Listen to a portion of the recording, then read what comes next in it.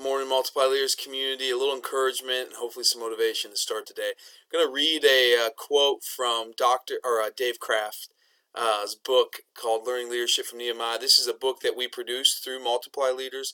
Very short, very practical book, but Dave Kraft brings 48 years of pastoral leadership and work with the navigators and with leaders in the local church, and he's been a leadership coach and just brings a ton of knowledge and experience. And so he's writing out the trenches, but also digging into Nehemiah's story. And this is what he says to begin the second chapter. Is really the title of the second chapter.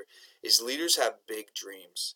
They have divinely inspired desires birthed from dissatisfaction with the status quo. Leaders have big dreams, divinely inspired desires birthed from dissatisfaction with the status quo. And there's a couple thoughts. One is, this doesn't mean that leaders are critical, because nobody likes to be around those who have a critical spirit or a critical attitude where everything is constantly negative. And that is birthed out of unhealth, emotional unhealth, woundedness in our story, living out of not who Jesus says that we are, but living out of false selves that are bitter and resentful. That's where those kind of bitter, critical spirits come from. So just because you can criticize the status quo doesn't make you a leader. A leader is someone who sees the potential in Jesus for the status quo.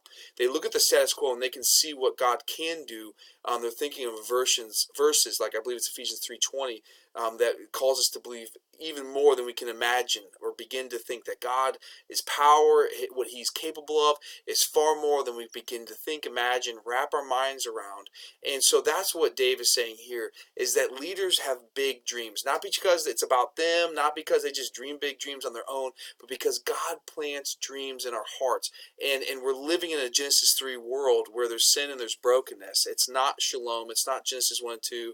It's not harmonic anymore. We catch glimpses of it, but it's not the perfect creation that God authored. And we get Revelation 22, where the end of the story it is. In the meantime, God puts divinely inspired dreams in our hearts and calls us to be kingdom ambassadors. And I know for me, when I stop holding on, when I stop grabbing onto those big dreams, I feel discouraged, I feel defeated, because all I see is brokenness and pain and failure.